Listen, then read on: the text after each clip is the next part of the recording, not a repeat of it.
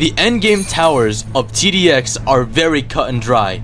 Warship and Railgunner, and the literal golden boy of the game. Those three are the first things that come to mind. Second would be the substitute DPS and support towers. But what if I were to tell you that there's a tower that's been slowly creeping up on the big three? What if I told you that there's been a tower that's been sitting right in front of our very eyes this whole time? Allow me to roll out the red carpet for the XWM turret!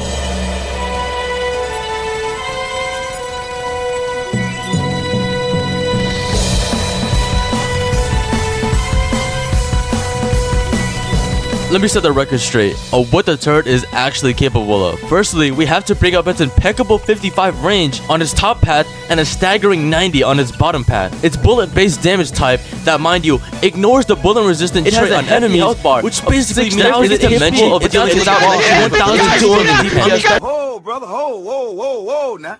You got too much dip on your chip. Okay.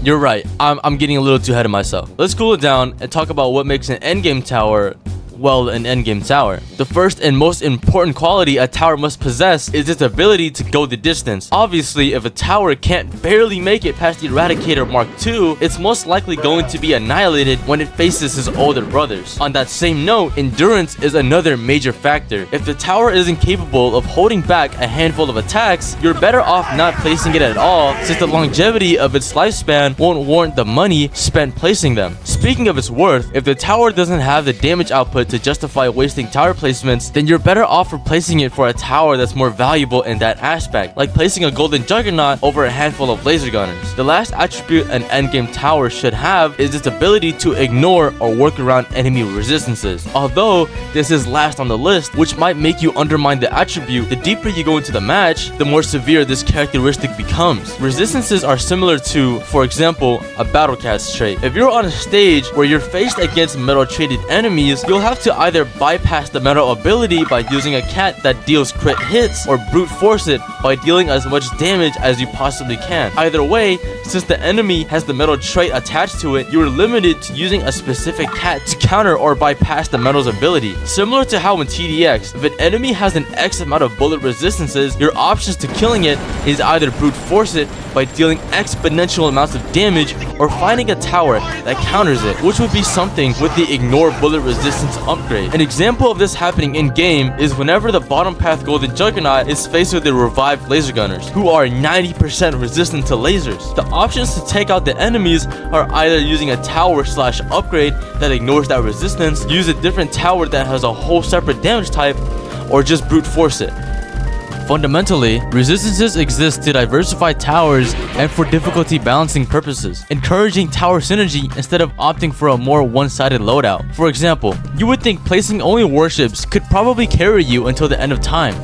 No! Explosion-resistant enemies are here to get you off your butt and actually use the 2 brain cells in your head, placing other towers to make up for the warship's shortcomings. Same thing goes for the railgunner. Enemies with high laser resistance make you feel as if you're kicking a brick wall, which also applies to the high and mighty golden juggernaut. Seeing your millions of hard-earned dollars do absolutely nothing against your foes is quite the wake-up call. And it's not like this concept was only utilized with endless mode. It's always been around, even since the game's release. In expert mode, for instance, on wave 31, you're faced with both iterations of resurrected juggernauts that have high bullet and explosion resistances. Not only were you forced to use towers that ignored bullet resistance, but could also bypass the explosion resistance. This encouraged players to use towers like the laser and railgunners, thinking outside the box and considering different upgrade paths. However, as of late, people have thrown the idea of, thinking out the window. By simply only placing golden juggernaut, the thought of what resistances they've had to worry about has been completely disregarded. Having lasers as its base damage type and hidden detection on both paths, the thought of having to think about any sort of strategy has been washed down the drain. Even in some cases where enemies do have the laser resistances, people tend to just brute force it anyway, and that was basically the meta for a short while. Until on April 27th, when the Nuke and Golden Eradicators were released, the reliability of the bottom path Golden Juggernaut started to slip. More enemies with higher laser resistances would come out, making it more difficult for them to clear. Quickly, people scrambled to place the top path variants, but it wasn't enough. No longer was brute forcing an option, slowly cracking his facade. A full week later, on May 4th, John posted this. Just like that, the Golden Boy himself was struck down with a nerf, with more expensive upgrades and a decrease in range. In retrospect, this nerf wasn't all that devastating to the way it was being used, only hindering its mid-game use for the other 4 core modes, but that was all the community needed to flip. No more were the days of reckless spamming Golden Juggernauts until you got to a reasonably high wave. No. The people were now looking towards a new solution, finally using their brains and looking for a tower to make up for their false heroes' shortcomings.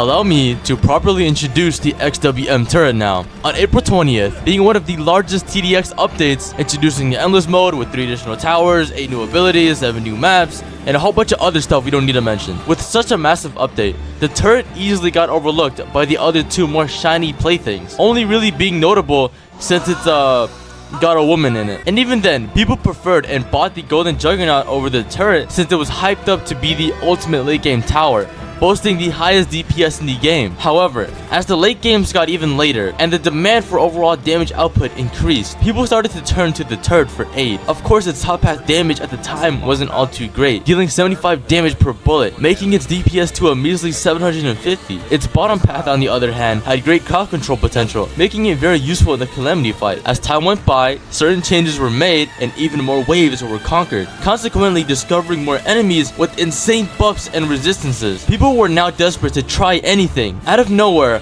on April 27th, the turret received a massive damage increase from the measly 75 to 124, almost doubling its DPS. This major buff most definitely caught the eyes of many players, causing them to look deeper into the tower. Realizing that it has hidden detection and the ignore bullet resistance trait, the community put 2 and 2 together and recognized that they had the formula for potentially the greatest endgame tower. You know, I would just, fade out the song, add some transition, but, man, the first time was so nice. I had to do it twice.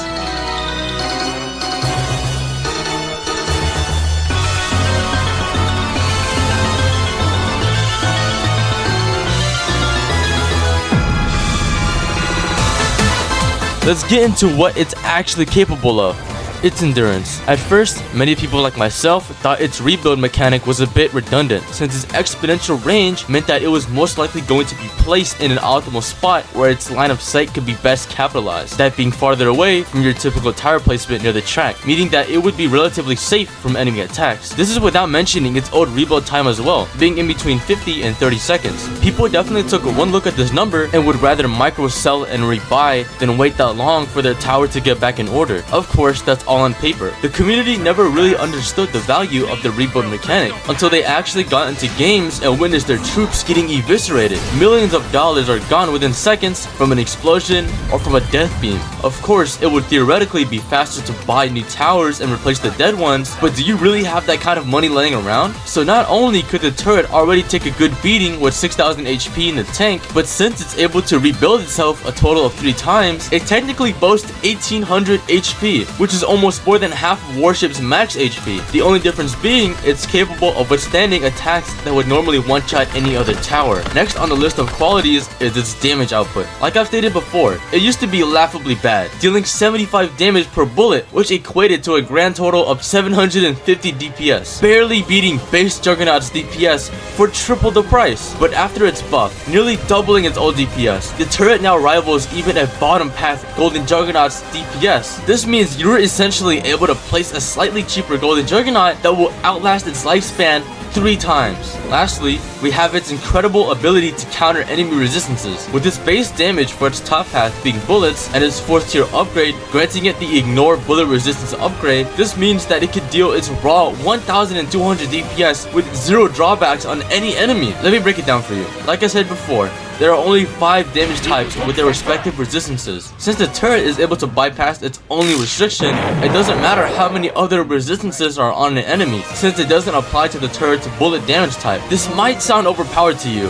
and trust me, it is. But it's also actually not the first of its kind to have this type of upgrade. For example, both the top path upgrades for the Juggernauts granted the ability to ignore their respective base damage resistances, but it comes with the drawback of having less DPS than its counterparts. The turret, on the other hand, still deals bottom path golden juggernaut damage, which is nothing to be trifled with. In conclusion, the XWM turret is capable of dishing out base golden juggernaut's DPS, deals that said DPS onto any enemy without any drawbacks, and the ability to come back from the dead 3 times. Do you understand why I deem the turret as the best endgame tower now?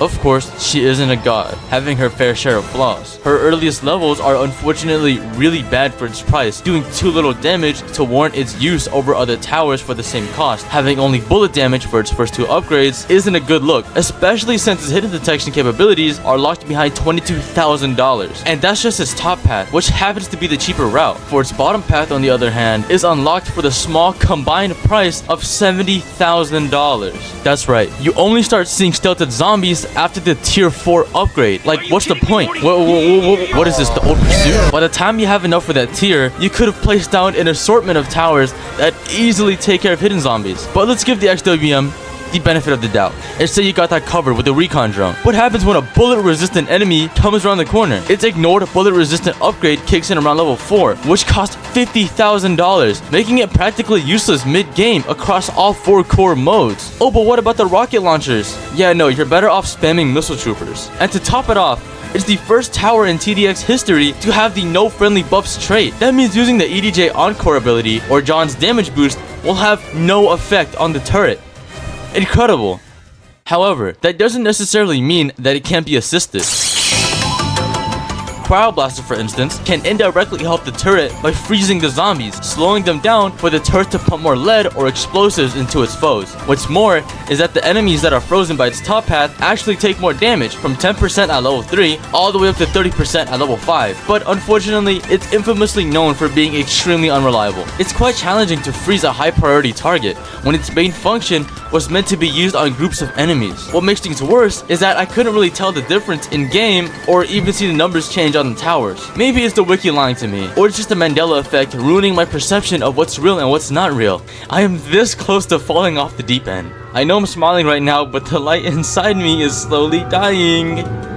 Nevertheless, I bet you didn't even know that it had the debuff feature, huh? I sure as hell didn't until a goofy goober told me. Speaking of goofy goobers, the Toxinator hasn't really been taken seriously since his detrimental nerf that made him the ultimate speedrunning tower to not the ultimate speedrunning tower. The community themselves even seem to understand that its use has dwindled after its changes and with recent additions of newer towers. Even with that being said, I'm here to raise his stocks. Although his damage output isn't what it once was, his debuff ability was left untainted and even actually got a buff. And unlike Filibuster, you don't have to imagine its debuffing mechanic actually working. You can see the difference yourself. In my eyes, the Toxinator still has a lot going for himself, making enemies easier to kill for other towers, indirectly buffing the turret. But what if I told you after all of that there is a tower that can still actually buff it even with its no friendly buffs trait? Give it up for the newly added Medic. Ladies and gentlemen, a tower that surely left a lot of people unsatisfied. You would think, wow, we're finally getting a tower that can heal other towers so they don't die after being sneezed on, yet they remain unsatiated. Anyways, the Medic is actually able to use its crits boost ability on the turret, making it the only tower that buffs XWM's stats. All in all, ultimately, in the end, I couldn't really choose one, so I just went with everything. The turret may be the strongest endgame tower by itself, proving its resilience and raw power potential to be excellent, being able to carry you throughout most of your endless boss fights with relative ease. But what is Batman without his Joker? Okay, that didn't really make any sense, but who is the Avengers without the event? Okay, wait, hold on. Well, what I'm trying to say is the turret may prove its worth to be way more valuable than the rest in terms of endgame use, but all things considered, it works best in a team. Pairing it with the warship for its splash damage and the golden juggernaut with its jaw-dropping DPS to enemies without laser resistance, they all shine together as a team. Thank you guys so much for watching to the end. It really means a lot. Oh, and join my Discord for future leaks on upcoming projects. But until next time, Saltar. XWM, I know you're watching this, and I just want you to know that I love you, girl, but Slammer, baby girl, you the one for me for real. This one for you. バカみたい子供なのね。夢を追って傷ついて嘘が下手なくせに笑わない笑顔を見せた I love you もうろくに言わない口下手でほんまに不器用なのねなのにどうしてさよならは言えたのダメだねダメよダメなのよあなたが好きで好きでどれだけ強いお酒でも歪まないお涙がバカみたい